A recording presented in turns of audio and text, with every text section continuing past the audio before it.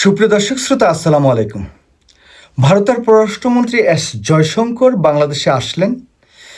বাংলাদেশে এসে তিনি কিছু বিতর্কের জন্ম দিয়ে গেছেন এবং এই যে আশা, এই আশাটার মধ্য দিয়ে বাংলাদেশের জাতীয়তাবাদী দল বিএনপির কিন্তু লাভ তিনি তেমন একটা না করতে পারলেও ক্ষতি যে করে দিয়ে গেছেন সেটা নির্দ্বিধায় বলা যায়।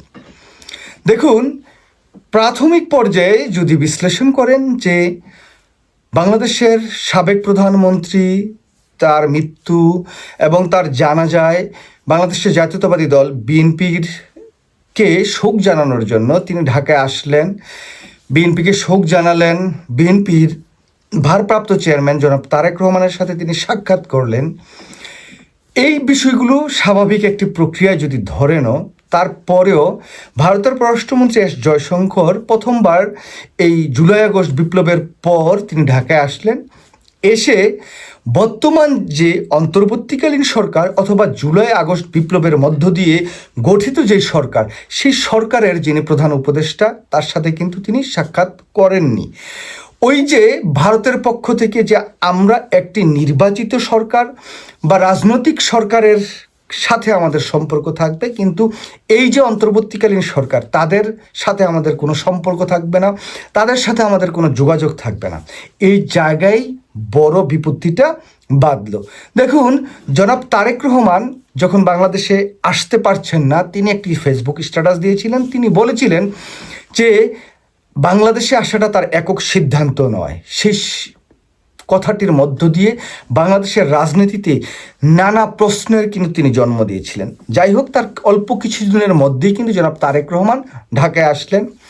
দেশনেত্রী বেগম খালেদা জিয়া মৃত্যুবরণ করলেন, শাহাদাত বরণ করলেন। তারপর ভারতের পররাষ্ট্রমন্ত্রী ঢাকায় আসলেন, এসে জনগণকে একটি বার্তা দিতে চাইলেন যে আমরা বাংলাদেশের জাতীয়তাবাদী দল বিএনপির পক্ষে আছি। মানে সাবেক পলাতক স্বৈরাচার শেখ হাসিনা তাদেরকে যেভাবে ভারত সমর্থন দিয়েছে, ঠিক তেমনইভাবে বাংলাদেশের জাতীয়তাবাদী দল বিএনপিকে তারা সমর্থন দিবে বা দিচ্ছে, এরকম একটি বার্তা কিন্তু জনগণকে তারা দেওয়ার চেষ্টা করলেন। এবং কি শুধুমাত্র যে বিএনপির সাথে বা বাংলাদেশের রাজনৈতিক দলগুলোর সাথে সম্পর্ক থাকবে সেরকম একটি ভাইব দিলেন।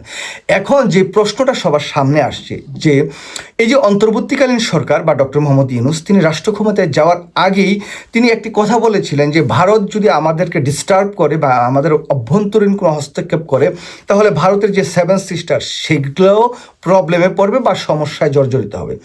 তো সেই কথাটির পর এই অন্তর্বর্তীকালীন সরকার এবং ডক্টর মোহাম্মদ ইউনূসের নানা কর্মকাণ্ডের মধ্য দিয়ে ভারত অন্ততপক্ষে এই বিষয়টি উপলব্ধি তারা করতে পেরেছে যে এই অন্তর্বর্তীকালীন সরকার ভারত বন্ধু নয়, ভারত প্রেমী নয়, বরঞ্চ ভারতের সাথে চোখে চোখ রেখে তারা কথা বলছেন।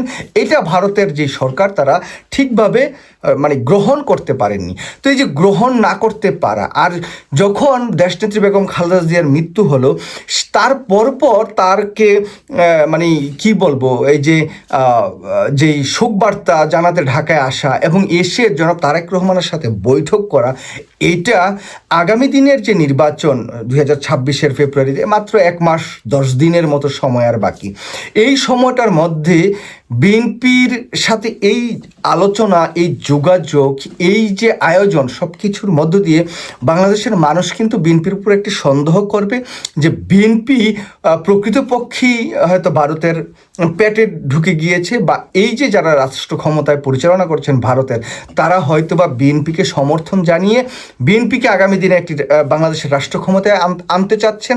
তার মধ্য দিয়ে ভারতের যে পারপাসগুলো বিগত দিনে পতিত স্বৈরাচার শেখ হাসিনা সার্ভ করেছে, ঠিক তেমনইভাবে বাংলাদেশের জাতীয়তাবাদী দল সেই পারপাসগুলো, ভারতের পক্ষের যেই বিষয়গুলো সেগুলোও তারা বাস্তবায়ন করবে।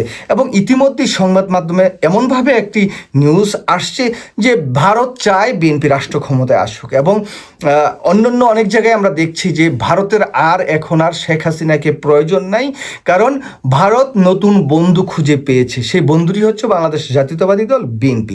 সুতরাং এই যে একটি বিরূপ প্রতিক্রিয়া বলবো, যেটা জনগণের কাছে যাচ্ছে, যে ভারতের কাছের বা ভারতের বন্ধু বা ভারতের নতুন বন্ধু হিসেবে বিএনপি আবির্ভাব হচ্ছে, এই বিষয়টি যখন জনগণের মাঝে যাচ্ছে এবং তারা বাংলাদেশে আসলেন, এসে বাংলাদেশের যিনি প্রধান উপদেষ্টা ডক্টর মোহাম্মদ ইউনূসের সাথে তারা কোনো সাক্ষাৎ করলেন না, তাকে কোনো পাত্তা দিলেন না, এরকম এক প্রকার। তো এই জায়গায় জনগণ কিন্তু আগামী নির্বাচনে একটু দ্বিধান্বিত হবে যে আমরা কি আসলে বিএনপিকে ভোট দিব। বিএনপিকে যদি ভোট দেই তাহলে তো বিএনপি ভারতের পক্ষে কাজ করবে। এখন বাংলাদেশের সবচেয়ে বড় যে সেন্টিমেন্ট সেটা হচ্ছে ভারত বিরোধী একটা সেন্টিমেন্ট। এই জায়গায় দাঁড়িয়ে আমি মনে করি ভারতের পররাষ্ট্রমন্ত্রী এস জয়শঙ্কর ঢাকায় আসলেন, এসে বিএনপির সাথে বৈঠক করলেন। এই বৈঠক করার মধ্য দিয়ে বাংলাদেশের রাজনীতিতে হয়তো তারা একটা বার্তা দিতে চাইলেন যে দেখো আমরা কিন্তু বাংলাদেশে আসছি, এতদিনও কিন্তু আমরা আসি নাই, বেগম জিয়া মারা গিয়েছেন, আমরা আসছি, শোক জানিয়েছি। বিএনপির ভারপ্রাপ্ত চেয়ারম্যান তার সাথে আমরা বৈঠক করেছি। এই বৈঠকের মধ্য দিয়ে দুই দেশের রাজনৈতিক যে একটা বোঝাপড়া সেটা কিন্তু আমরা দেখিয়ে দিলাম বাংলাদেশের জনগণকে। এখন বাংলাদেশের জনগণ সেই নির্বাচনে যদি এই বিষয়টি মাথায় রেখে যদি নির্বাচনের ভোট কেন্দ্রে যদি ভোট দিতে যায় আর সেই ভোটগুলো যদি বিএনপির বিপক্ষে পড়ে, তাহলে কিছু বলার কিন্তু থাকবে না। যদি এই ভারতের পররাষ্ট্রমন্ত্রী এস জয়শঙ্কর ঢাকায় আসছেন, বিএনপির চেয়ারপারসন আর শোক জানিয়েছেন, বিএনপির ভারপ্রাপ্ত চেয়ারম্যান জনাব তারেক রহমানের সাথে সাক্ষাৎকারের সাথে সাথে যদি তিনি একটু বলতেন যে প্রধান উপদেষ্টার সাথেও আমি সাক্ষাৎ করতে চাই, হয়তো তিনি সাক্ষাৎ পেতেন, কথাবার্তা বলতেন, দ্বিপাক্ষিক একটা আলোচনা হতো। সেটার মধ্য দিয়ে এই যে সন্দেহর যে একটি পারদ তৈরি হয়েছে এই মুহূর্তে বাংলাদেশে, সেই পারদটি কিন্তু থাকতো না। তো সর্বোপরি যে বিষয়টি বলতে চাই যে এই ভারতের পররাষ্ট্রমন্ত্রী এস জয়শঙ্কর ঢাকায় এসে শুধুমাত্র বিএনপির নেতা বা ভারপ্রাপ্ত চেয়ারম্যান জনাব তারেক রহমানের সাথে বৈঠকের মধ্য দিয়ে মোটামুটি বাংলাদেশের রাজনীতিতে একটি বার্তা তারা দিয়ে গেলেন যে বিএনপির সাথে আমাদের একটি বোঝাপড়া হয়েছে বা আমরা বিএনপির পক্ষে আছি। সুতরাং আগামী দিনে যদি বিএনপি রাষ্ট্র ক্ষমতায় থাকে তাদের সাথে আমরা দুই দেশের যেই স্বার্থ সংশ্লিষ্ট বিষয়গুলো আছে সেগুলো নিয়ে আমরা আলাপ আলোচনা করব, দেখা সাক্ষাৎ হবে, যাওয়া আসা হবে, খাওয়া দাওয়া হবে, সব কিছুই হবে। কিন্তু বাংলাদেশের মানুষ এটাকে আসলে আদৌ পজিটিভলি নিবে? যদি পজিটিভলি না নেয় তাহলে বলতেই পারি যে বিএনপির অনেক বড় একটা ক্ষতি করে গেলেন ভারতের পররাষ্ট্রমন্ত্রী এস জয়শঙ্কর ঢাকায় এসে।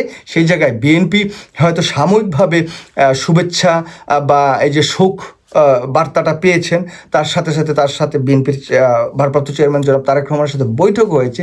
কিন্তু সর্বোপরি এই সব কিছু ছাপিয়ে বাংলাদেশের জনগণের মধ্যে যে সন্দেহের একটা বীজ রোপণ করে তিনি গিয়েছেন, সেই বীজটা আগামী নির্বাচনে বিএনপির জন্য একটি ক্ষতির কারণ হয়ে দাঁড়াতে পারে বলে আমি বিশ্বাস করি। সবাই ভালো থাকবেন। আল্লাহ হাফেজ। আসসালামু আলাইকুম।